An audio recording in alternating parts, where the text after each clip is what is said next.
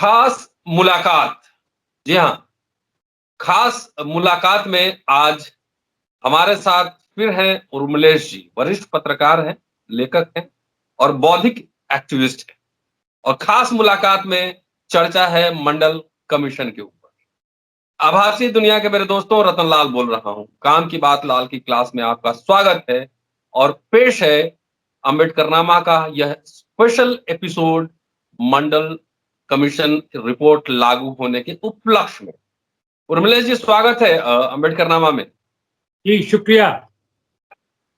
अ, आज आपसे बात करने वाले हैं डिफरेंट पर्सपेक्टिव से मंडल कमीशन के पूरे इसके गठन बनने, 10 साल आंदोलन, मंडल कमीशन का लागू होना और पत्रकारों की चौथे खंभे की जो भूमिका थी उसके ऊपर अगले 30 से 40 मिनट तक आपसे बात करेंगे। और जहां तक मैं समझ रहा हूं कि जिस समय मंडल कमीशन बना था जनता पार्टी की सरकार में, आप जेएनयू में छात्र थे उस समय, और जब मंडल कमीशन सौंपा गया तब भी आप छात्र थे। और जब मंडल कमीशन के लिए जब आंदोलन चल रहा था, कई कांशीराम जी और तमाम ऐसे लोग आंदोलन कर रहे थे, उस समय आपने लिखना शुरू किया था अखबारों के लिए।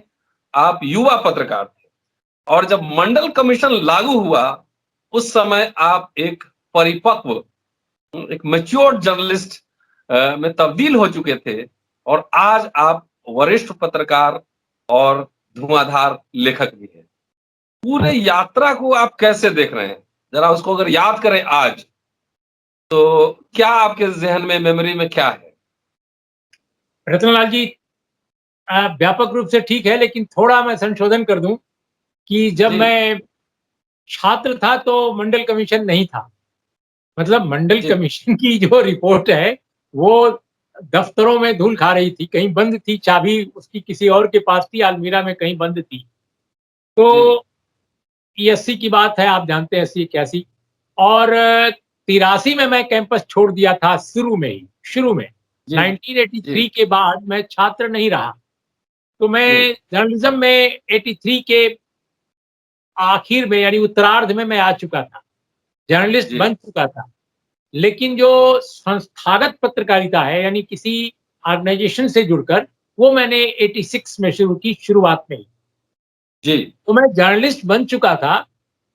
तब भी मंडल कमीशन की जो रिपोर्ट है वो अनाउंस नहीं की गई थी कि उसको लागू किया जाएगा।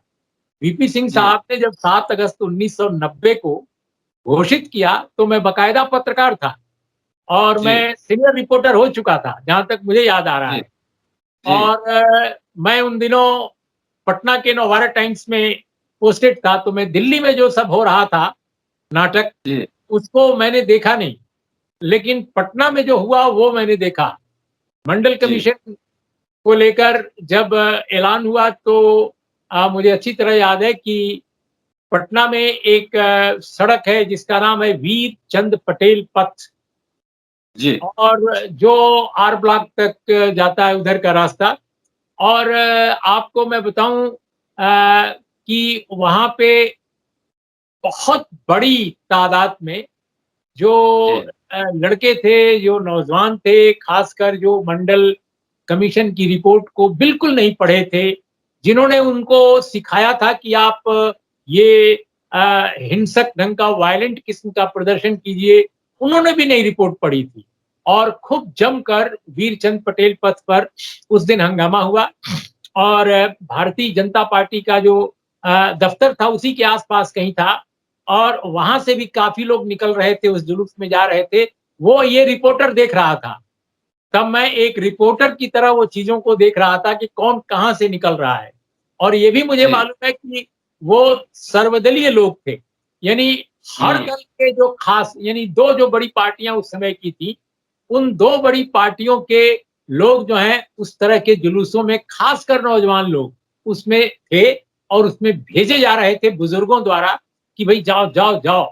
लेकिन मैंने अच्छा, पाया ये कि मंडल कमीशन की रिपोर्ट का जहां तक सवाल है, उनमें से न तो राजनेताओं ने पढ़ा था और उन लड़कों ने तो बिल्कुल ही नहीं पढ़ा था। आज तक वो बूढ़े हो रहे होंगे अब, वो लड़के, या कहीं मंत्री होंगे, कहीं केंद्र में या राज्य में, वो अभी भी नहीं पढ़े जी, होंगे, मेरा यकीन है। क्योंकि आपने मीडिया जी, का प्रसंग पूछा तो मैं आपको बताऊं, मीडिया में भी जो उस समय हम लोग प्रेस कहा करते थे, मीडिया तो टेलीविजन के आने के बाद ये पॉपुलर हुआ। तो मैं आपको बताऊं कि ज्यादा से ज्यादा जो संपादक जिनसे मेरी बात होती थी, उन्होंने मंडल कमीशन की रिपोर्ट नहीं पढ़ी थी और वो जानते नहीं थे कि मंडल कमीशन में क्या है। बस ये जानते थे कि पिछड़ों को इसने नौकरियां दे दी हैं। इसके जी, अलावा उनको मंडल कमीशन से कोई मतलब नहीं था कि आखिर ये रिपोर्ट जी, क्या है, क्यों इस कमीशन का गठन हुआ था, कैसे काका कालेलकर आयोग ने जो बहुत पहले बना था, कैसे उसने पूरा का पूरा रायता फैला दिया था पिछड़ों के मामले में कोई रिकमेंडेशन कॉन्क्रीट देने में। और ये भी जो था वो आर्टिकल 340 जो इंडियन कॉन्स्टिट्यूशन के है के तहत ये सब होना था। ऐसा नहीं कि ये हवा में आ गया था।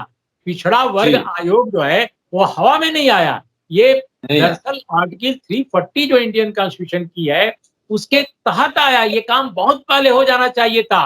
Doctor B R ji, Ambedkar ने जब कैबिनेट से इस्तीफा दिया, नेहरू कैबिनेट से, उसमें यह भी एक मुद्दा बनाया था उन्होंने।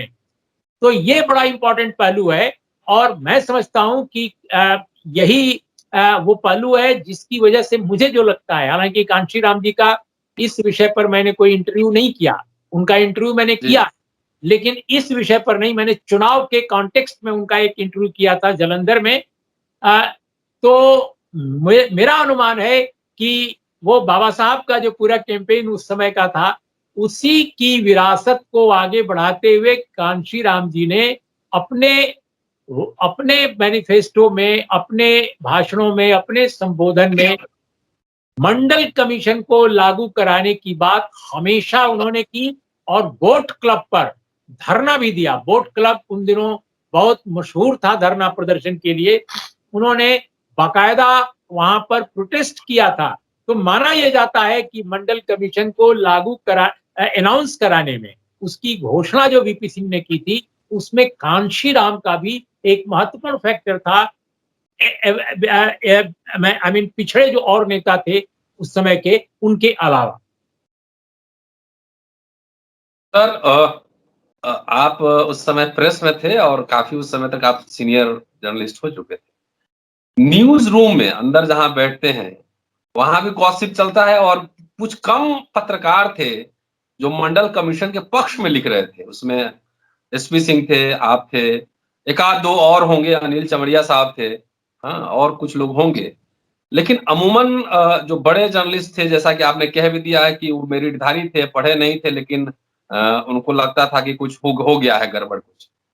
तो क्या माहौल था न्यूज़ रूम के अंदर?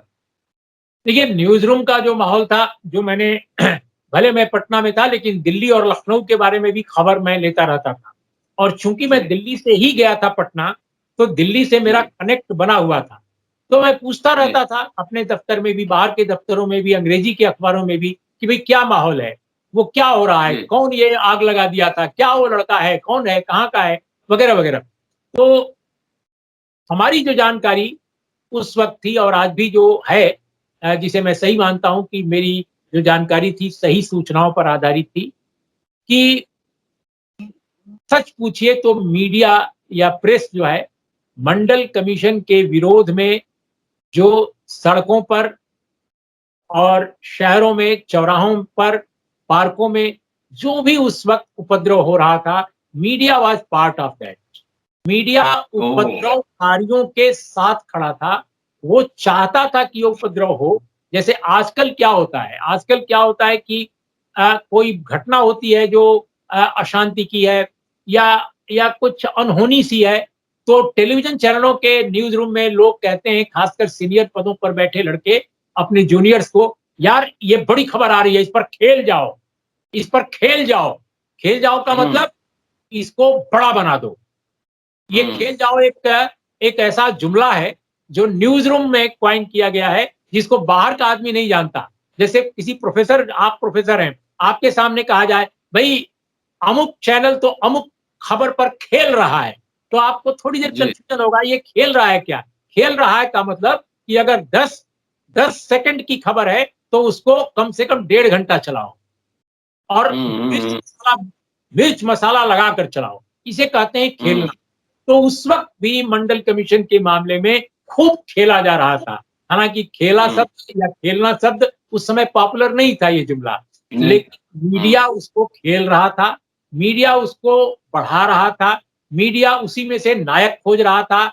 और रतन लाल जी, बहुत दिलचस्प बात बताऊं कि उस घटना के 5 साल के बाद जब इंडियन प्रेस का पूरा कैरेक्टर देखिए और उसके कुछ साल बाद ही टेलीविजन आ गया, तो आप पाएंगे कि भारत के टेलीविजन चैनलों में और अखबारों में जो बड़े चमकदार किस्म के पत्रकार उभर कर आए थे, वो दरअसल मंडल कमीशन के सॉरी वो दरअसल मंडल के खिलाफ जो आंदोलन चल रहा था, जो मंडल कमीशन के रिकमेंडेशन के विरोध में अभियान चलाया जा रहा था, उपद्रव जो किया जा रहा था, उस उपद्रव, उस अभियान के वो एक्टिविस्ट थे, उसके समर्थक ही नहीं, पार्टिसिपेंट थे।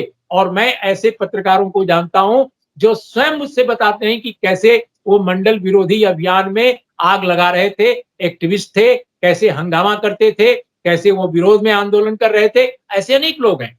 एक एक बड़ी एंकर ने तो एक बार कहा कि ये वो लोग मंडल के खिलाफ थे और उस अभियान में शामिल थे। आप देखिए अंग्रेजी के अखबारों में बहुत सारे लोग कॉलमनिस्ट जो आए, जो स्तंभकार बने, वो सारे के सारे मंडल विरोधी एक्टिविस्ट थे। तो भारत के मीडिया के न्यूज रूम का जो सवाल है, वो बुनियादी तौर पर सोशल जस्टिस के खिलाफ रहा है और हमेशा मंडल के बाद, मंडल के पहले। आप देखिए कर्पूरी ठाकुर ने जो बिहार में, वो मंडल से पहले की बात है, उन्होंने जो किया, राम नरेश यादव ने किया एक जमाने में जब वो बने थे उत्तर प्रदेश के, कम ये लोगों को भूल गया है सब। मुंगेरी लाल कमीशन बिहार में बना था, उस वक्त जो कुछ उपद्रव किए गए थे बिहार और उत्तर प्रदेश में, दरअसल वो सारे के सारे उपद्रव एक तरह से आप देखेंगे कि एक ही तरह का था। और वो मंडल कमीशन में पूरी तरह से यूं कहा जाए कि वो अंगीभूत हुआ, वो पूरा का पूरा एक शेप था और ज्यादा कॉन्क्रीट होकर ज्यादा बड़े फॉर्म में सामने आया। तो मीडिया, पॉलिटिकल पार्टीज में जो अपर कास्ट के लोग थे, जिनके पास समझदारी अगर थी तो गलत थी, जिनके पास समाजवादी या जिनके पास सामाजिक न्याय का कोई बोध नहीं था, जिनको नहीं मालूम था कि मंडल आयोग की सिफारिशों जैसी सिफारिश पूरे भारतीय समाज के लिए क्यों जरूरी है, क्यों इंक्लूसिव डेवलपमेंट जरूरी है, क्यों समावेशी विकास जरूरी है समाज का, इन चीजों से बिल्कुल जो लापरवाह लोग थे, दरअसल वही लोग आग लगा रहे थे। और आश्चर्य की बात है कि उस समय भारत के वामपंथी भी बिल्कुल हाथ पर हाथ धरे बैठे थे। वो अधिक से अधिक ये बयान दिया करते थे कि आर्थिक आधार पर, सामाजिक आर्थिक आधार पर आरक्षण कर देते तो ये सब न होता। ठीक है, वो पार्टिसिपेंट नहीं थे उस उपद्रव में, लेकिन वो ये बार बार कहते थे कि सामाजिक आर्थिक आधार पर होना चाहिए। अरे भाई, सामाजिक आर्थिक आधार क्या है, आप बताइए ना। सामाजिक शैक्षणिक आधार अगर है भारत में का बेसिस, तो आर्थिक कहां से आ गया। लेकिन वामपंथी इसी में कंफ्यूज थे।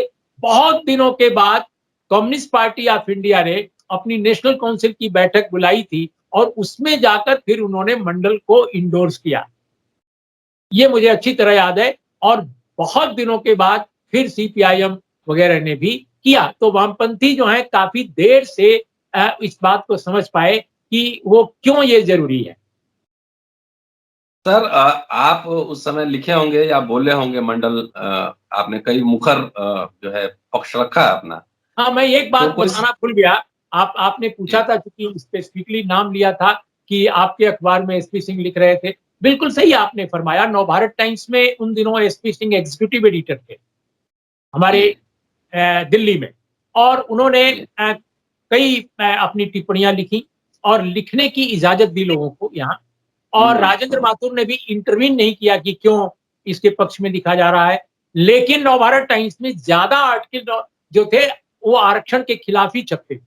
और जनसत्ता में तो खैर पूछिए ही मत, मतलब उसमें तो कोई कहना ही नहीं। तो हमारा ये कहना है कि ऐसा नहीं है कि एसपी सिंह के रहने से नवभारत टाइम्स मंडल समर्थक अखबार बन गया था, बिल्कुल नहीं। कुछ एक खबरें छपती थी, बैलेंस किया करने की कोशिश की जाती थी, लेकिन हमेशा तराजू भारी रहता था उधर ही। और पटना में तो जहां मैं काम करता था, वहां तो इतना ज्यादा छपता था नव मंडल आयोग के खिलाफ, क्योंकि जो समय संपादक थे वो स्ट्रांगली प्रो बीजेपी के थे।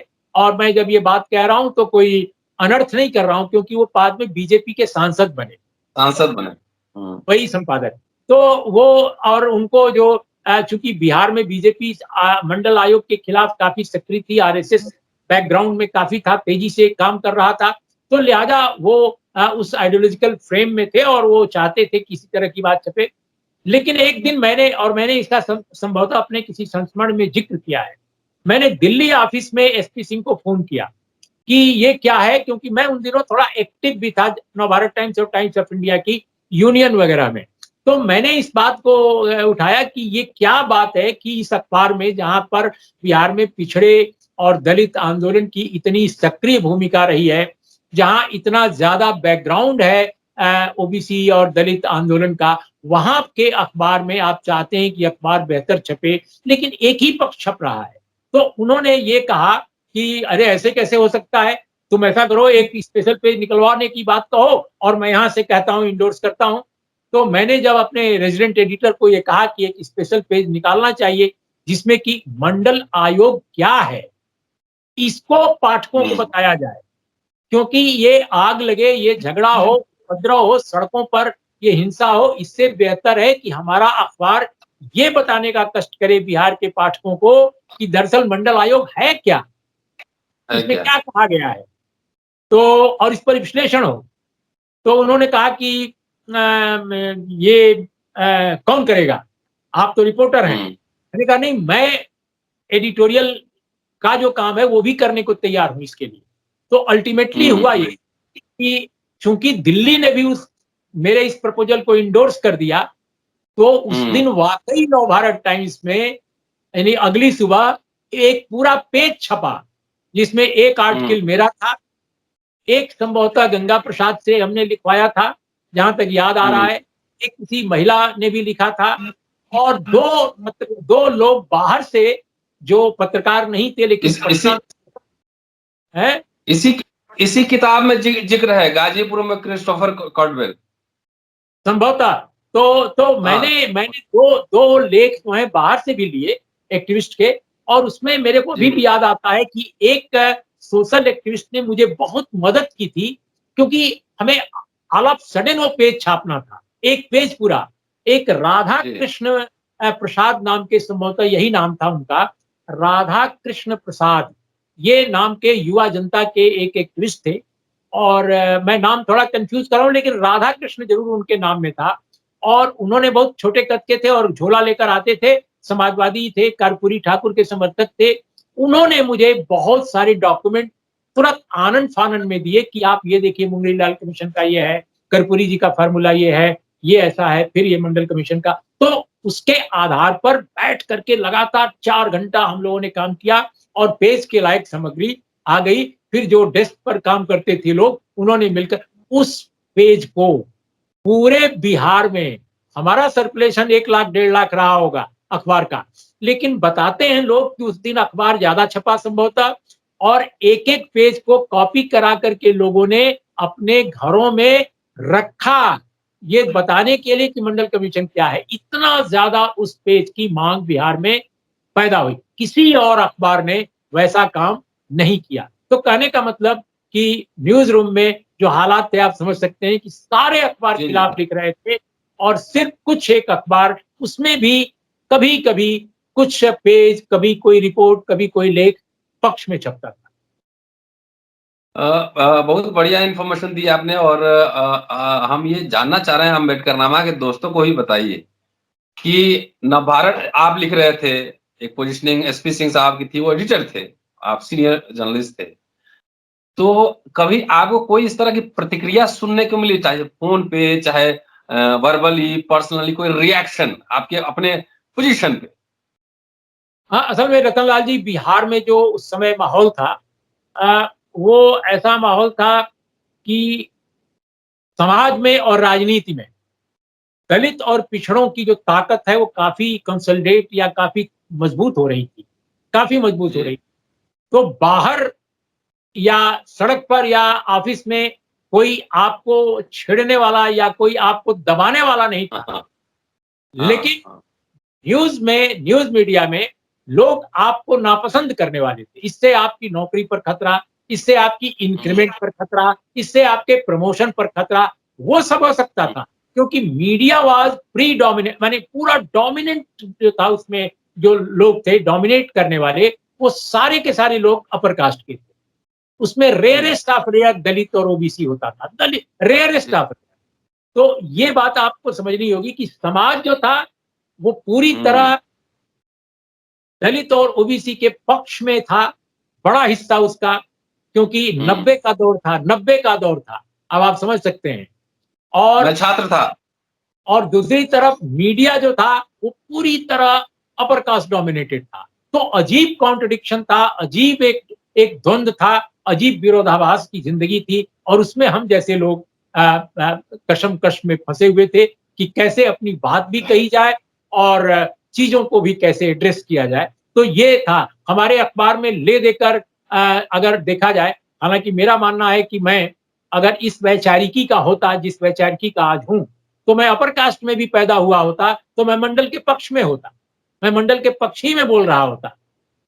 पता नहीं कैसे इस वैचारिकी के साथ खड़े लोग बाई चांस जो अपर कास्ट में पैदा हुए हैं, क्यों वो मंडल के खिलाफ बोले, या क्यों नहीं मंडल को खुलकर समर्थन किए थे उस दौर में, आज भले वो कर रहे हैं, ये मेरे को मेरी समझ से परे है। लेकिन मैं तो दावे के साथ कहता हूं कि इस वैचारिकी के साथ मंडल के पक्ष में जाने के अलावा रतनलाल कोई और विकल्प नहीं था। लेकिन बाई चांस मैं संजोग से मैं भी पिछड़े वर्ग में मेरी पृष्ठभूमि पैदाइश की थी, और मैं अपने अखबार में संभवतः इस तरह की बिरादरियों में इकलौता था, और जहां तक अभी याद आ रहा है, रिपोर्टिंग में या पत्रकारिता के उस दायरे में जहां लिखने और पढ़ने की छूट है, और टाइप करने में या कोई और कंप्यूटर चलाने में, उसमें और हो सकते हैं लोग। और दलित समाज से एक पत्रकार थे जिनका नाम गंगा प्रसाद था, तो इतना मुझे याद है। और दूसरे अखबारों में खोजे कोई नहीं मिलता था। तो ये हालात थे, जैसे विश्वविद्यालयों में 1993 से पहले ओबीसी का प्रोफेसर खोजे नहीं मिलता था, असिस्टेंट प्रोफेसर भी खोजे नहीं मिलता था, वैसे ही मीडिया में भी नहीं खोजे मिलते थे। तो मीडिया में तो खैर आज भी वही हालात हैं, लेकिन मंडल लागू होने के बाद यूनिवर्सिटीज में कम से कम सहायक प्रोफेसर, एसोसिएट प्रोफेसर और प्रोफेसर भी कुछ ओबीसी बनने लगे हैं। दलित समाज और आदिवासी समाज के लोग बन चुके थे, लेकिन ओबीसी नहीं दिखते थे, वो मंडल के कारण दिखने शुरू हुए। जी सर, एक जिस समय मंडल पहला जो आंदोलन शुरू हुआ मंडल के खिलाफ, घोषणा हुई उसके अगले दिन से शुरू हो गया था आंदोलन। उस समय मैं चंपारण में था, और दूसरी बार मैं दिल्ली में था, मैं छात्र था उस समय। और एक परसेप्शन क्रिएट किया गया जो मुझे याद है कि ये जो है ना, दलितों का, एससी एसटी का और इनका रिजर्वेशन बढ़ा दिया गया, इसके खिलाफ हम लोग आंदोलन कर रहे हैं। ये एक पब्लिक परसेप्शन क्रिएट किया गया था। क्या इस तरह की जानकारी आप लोग को भी थी, या मीडिया घराने में भी लोग इस तरह से सोचते थे? उसमें क्या रिएक्शन था? मैंने कहा ना कि मीडिया में एक्चुअली लोगों ने पढ़ा ही नहीं था कि मंडल क्या है। और जो आप बिहार में अफवाहों की बात कर रहे हैं, तो ये तो पूरा देश ही अफवाहों पर टिकता है, चलता है। आप गणेश जी को दूध पिला देते हैं, ये तो ऐसा मुल्क है जो गणेश जी को दूध पिला देता है। और मजे की बात बताऊं कि जो काम नवभारत टाइम्स को, जनसत्ता को या दूसरे हिंदी अखबारों को करना चाहिए था, या अमर उजाला को करना चाहिए था, वहां इसलिए भी नहीं हो सका कि स्टाफ में जो एब्सोल्यूट मेजॉरिटी जो थी अपर कास्ट की थी।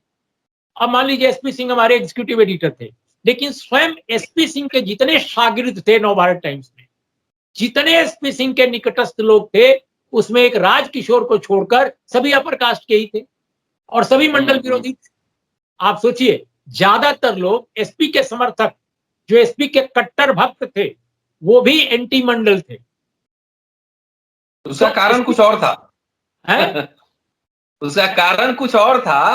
हाँ, एसपी सिंह थोड़ा प्रोग्रेसिव आदमी थे, उनसे मदद लेना था तो चेला भी बन गए, लेकिन हाँ। दिमाग में जनेऊ लपेटा हुआ था, इसलिए मंडल का विरोध भी करना था। तो मैं वही कह रहा हूं कि अजीब कॉन्ट्रडिक्शन था कि एसपी जिन पत्रकारों को पसंद करते थे, कम से कम नवभारत टाइम्स के कॉन्टेक्स्ट में मैं बता सकता हूं, वे सारे के सारे लोग वही हैं। और आज भी वो लोग सोशल जस्टिस के खिलाफ हैं, आज भी ज्यादातर लोग। एसपी सिंह के समर्थकों की अगर संख्या आप देख लीजिए आज भी, तो वो सभी सामाजिक न्याय विरोधी लोग हैं। तो एसपी एक विचित्र पत्रकार थे, या एक विचित्र संपादक थे, मैं तो उनको खैर मैनेजिंग एडिटर कहता हूँ, एडिटर थे भी नहीं उस रूप में। वो बड़े लेखक, लिखते-उखते बहुत कम थे। उन्होंने बाद के दिनों में अपना एक संकलन ज़रूर छपवाया। मैं समझता हूँ कि उनके जीवन में या उनके जीवन के बाद, आप वो देख लीजिए उनके लेखन को। उनके लेखन में वो चीज़ नहीं दिखाई देती है। जो राजेंद्र माथुर में, भले आप राजेंद्र माथुर की आइडियोलॉजी से डिफर करें या थोड़ा असहमत हों, लेकिन एक लेखक के व्यक्तित्व तो उसमें झाँकता है, उनके उनके लेखन में, जो एसपी सिंह में मिसिंग है। तो एसपी सिंह कुल मिलाकर जो देश के बड़े राजनेता थे उन दिनों, उनके यहाँ उनके बहुत अच्छे संपर्क थे, मैनेजमेंट में बहुत अच्छे संपर्क थे। लेकिन ऐसा नहीं कि एसपी सिंह ने सामाजिक न्याय समर्थक या सुसंगत किस्म के पत्रकारों की पूरी फौज खड़ी कर ली हो। अब इतने बड़े अखबार के संपादक आप थे, रविवार के भी आप संपादक थे, जो उन दिनों बड़ी मैगजीन थी, लेकिन ऐसा कोई ग्रुप आपने पूरे देश में नहीं खड़ा किया जो रघुवीर सहाय जैसे आदमी ने किया। रघुवीर सहाय दिनमान के संपादक थे और रघुवीर सहाय के समय बहुत पहले वो संपादक हो गए थे। लेकिन आप कल्पना नहीं कर सकते कि पूरे देश में किस तरह के लोगों को खड़ा किया था रघुवीर सहाय ने। हम जैसे लोगों ने रघुवीर सहाय के दिनमान में अपने लेखन की शुरुआत की थी। फणीश्वर नाथ रेणु से लेकर और न जाने कौन-कौन लिखता था दिनमान में। अब आप सोचिए, तो एसपी सिंह उस श्रेणी के संपादक नहीं थे। वो ले देकर मैनेजिंग एडिटर थे, जो आधुनिक होते पत्रकारिता को, आधुनिक होते हिंदी समाचार पत्रों को एक पढ़ा-लिखा, बिल्कुल महानगरीय बोध का एक आदमी मिला था और उसको मालिकों ने पसंद किया, मैनेजमेंट ने पसंद किया, जिनके उस समय के नेताओं से भी बहुत अच्छे संबंध थे और उन्होंने ये काम ज़रूर किया कि मंडल के समय उन्होंने मंडल का पक्ष लिया। तो ये एक उनका बड़ा कंट्रीब्यूशन। सर, एक आध सवाल और आपसे जानना चाहेंगे। मंडल कमीशन बनने से लेकर उसके लागू होने तक आंशिक रूप से लागू हुआ। मंडल कमीशन टोटलिटी में कभी लागू नहीं हुआ, आंशिक रूप से लागू हुआ। एक एक मंडल जर्नलिस्ट के कमीशन की पर्सपेक्टिव। रतनलाल जी, मंडल कमीशन की 40 रिकमेंडेशंस हैं।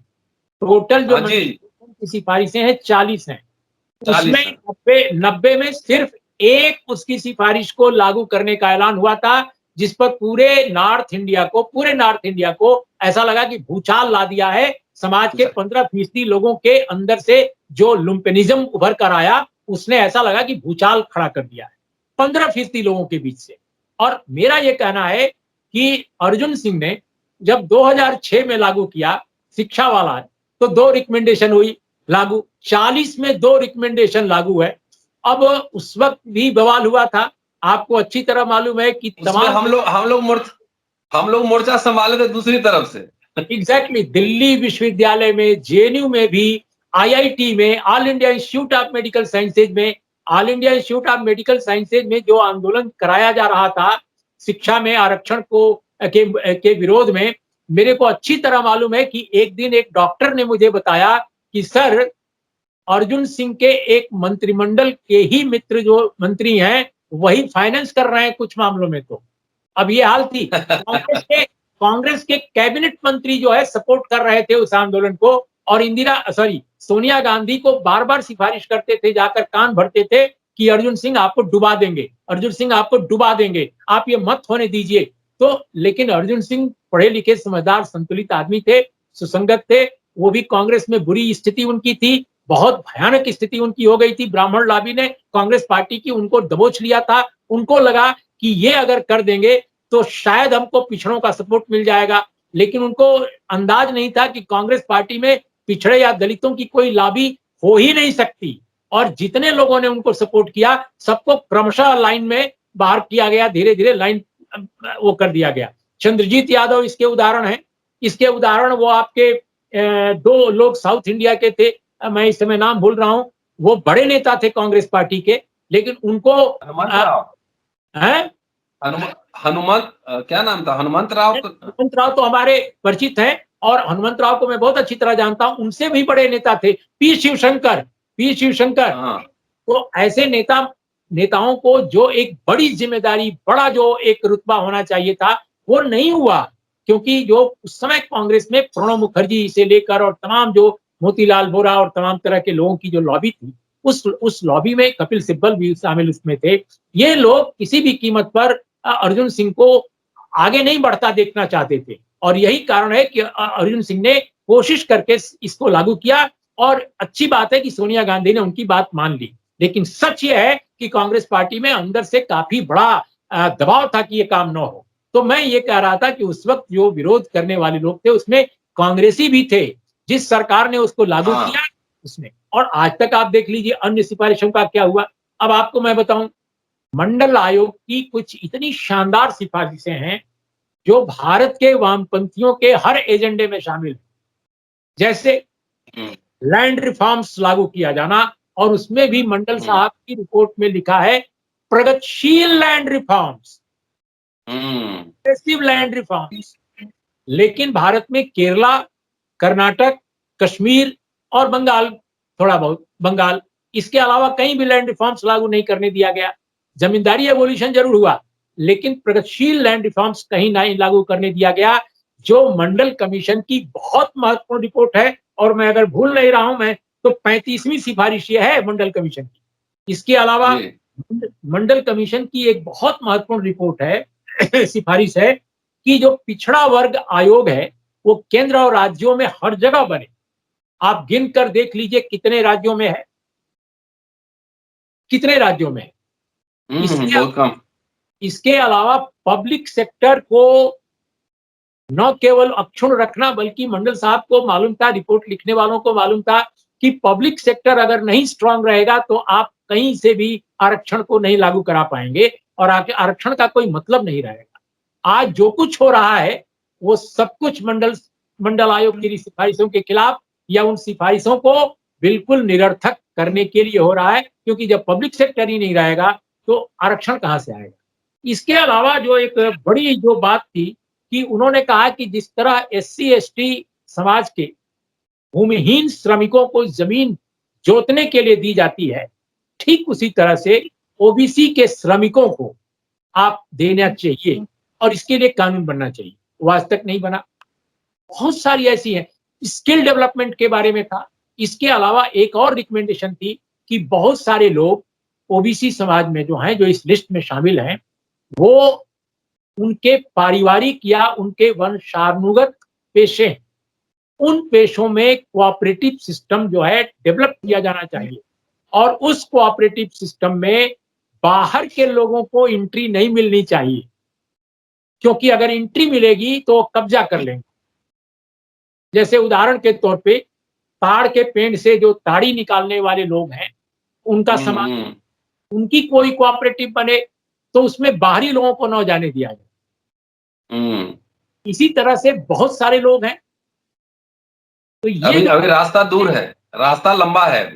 जी बिल्कुल। तो दो ही रिकमेंडेशन लागू हैं। छोटे छोटे दो सवाल उर्मिलेश जी, एक जर्नलिस्ट के पर्सपेक्टिव से अगर 80 और 90 के बीच का टाइम ले और मंडल कमीशन रिपोर्ट सबमिट होने में और उसके आंशिक रूप से लागू होने में, उसके पक्ष में खड़े नेताओं में अगर नाम लेना पड़े तो चंद नाम आप ले सकते हैं, कौन कौन लोग? मंडल कमीशन के पक्ष में जी, मतलब खुल के मुखर बोलने वाले। हाँ, मंडल कमीशन के पक्ष में जो लोग बोलते थे उसमें निश्चित रूप से विश्वनाथ प्रताप सिंह, और इसके अलावा आप देख लीजिए कि लालू प्रसाद यादव, कांशीराम तो बोलते ही थे, इसमें कोई दो राय नहीं। कांशीराम तो एक तरह से कैंपेन उन्होंने किया था।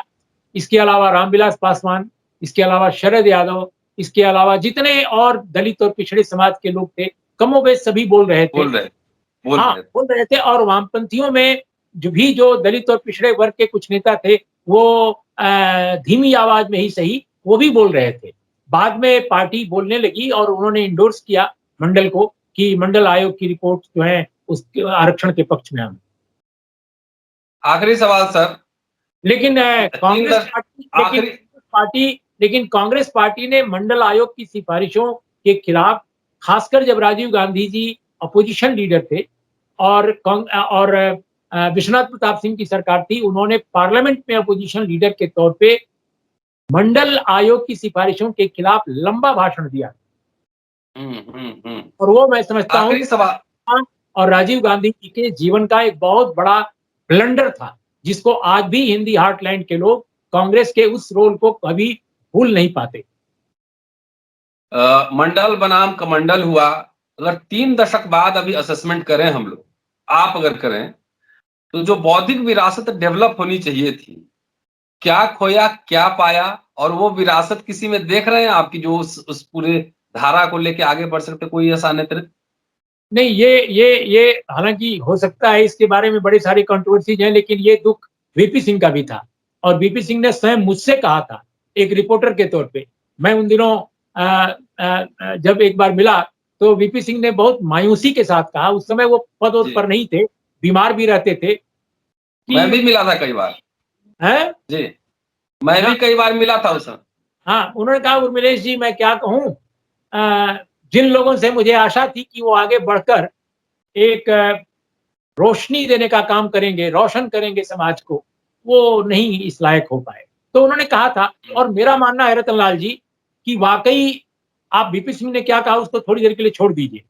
लेकिन हुँ, ये सच है कि मंडल आयोग की रिपोर्ट जितनी महत्वपूर्ण दस्तावेज थी, उसको आगे बढ़ाने, उस विरासत को, उस राजनीति को अगर आगे बढ़ाने वाले सही रास्ते पर होते, वो पढ़े लिखे समझदार लोग होते, वो न केवल समझदार बल्कि ईमानदार और तरफदार होते, तो आज कमंडलवादी मंडलवादियों के ऊपर हावी न होते। अगर आज जी, कमंडलवादी हावी हैं, अगर आज भारत में सत्ता पर कमंडल काबिज है, तो यकीनन जो मंडल के पक्षधर अपने को मानते हैं, आप मानिए कि वो मंडल कमीशन की रिपोर्ट को पर उन्होंने जरूर पक्ष लिया था, समर्थन किया था, उसका फायदा उठाया सत्ता पाने के लिए, लेकिन उस विचारधारा को आगे नहीं बढ़ा सके, क्योंकि या तो उनके पास विचारधारा नहीं थी, या तो उनके पास ईमानदारी नहीं थी, या उनके पास समझदारी नहीं थी, या उनके पास अपने वर्ग के लिए तरफदारी नहीं। और यही हुँ, कारण है कि साउथ इंडिया का जो ओबीसी है, जो दलित है, जो सामाजिक न्याय का पक्षधर है, वो आज भी टिका हुआ है, क्योंकि वो पेरियार का वंशज है, क्योंकि हुँ, वो हुँ, क्योंकि वो अन्नादुरई का वंशज है, क्योंकि वो नारायण गुरु का वंशज है, क्योंकि वो हुँ, एंटनी का वंशज है। लेकिन उत्तर हुँ, भारत में वो किसका वंशज है? हुँ, ठीक है, नेता हुए हैं कुछ अच्छे, लेकिन वो सामाजिक सुधार की वो जो धारा है, वो क्या कहाँ है आपको बिहार यूपी में? नहीं, बिहार यूपी में कहाँ है? जिस जयप्रकाश नारायण को बहुत बड़ा नेता, टाउनिंग पर्सनालिटी बताया जाता है, उनका सामाजिक न्याय दर्शन क्या था? गरीबों के प्रति हुँ, उनकी क्या धारणा थी? दलित समाज के प्रति उनकी क्या धारणा थी? उनकी पूरी वैचारिकता क्या थी? जेपी मोमेंट का पर्सपेक्टिव क्या है?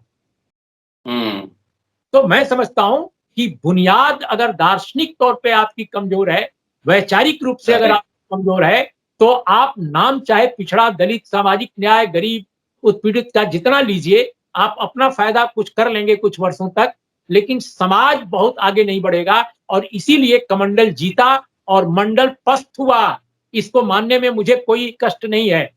जी, जी।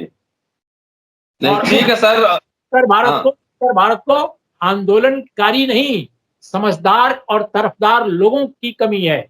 आंदोलन तो अपने आप खड़ा हो जाएगा, अगर समझदारी तरफदारी होगी, तो आंदोलन समाज में जरूर आएंगे, नवजागरण जरूर आएगा। तो शानदार सर, मज़ा आया। और ये थे उर्मिलेश जी। मंडल कमीशन बनने से लेकर लागू होने तक और आज तक जो पूरी बातें उसकी समीक्षा उर्मिलेश जी ने की है। और बहुत सारे अनछुए पहलू अखबारी दुनिया से क्या चल रहा था, पत्रकारों की दुनिया में, उसकी भी जानकारी हमें मिली है। शुक्रिया सर अम्बेडकरनामा की ओर से। और आपसे जब भी बात करते हैं कुछ ना कुछ नया हम सीखते ही रहते हैं। तो दोस्तों, आपसे आग्रह है कि उर्मिलेश जी की बातों को ज़्यादा से ज़्यादा शेयर करके ज़्यादा से ज़्यादा लोगों तक पहुँचाइए। और सब्सक्राइब कीजिए, लाइक कीजिए, कमेंट कीजिए और पूरा सुन के उसकी समीक्षा लिखिए। अगर आपकी कोई राय बनती है, अगर कुछ आप समझ रहे हैं तो उसकी समीक्षा भी लिखिए, हम रिप्लाई ज़रूर करेंगे। शुक्रिया, keep watching and sharing Ambedkarnama. Thank you sir.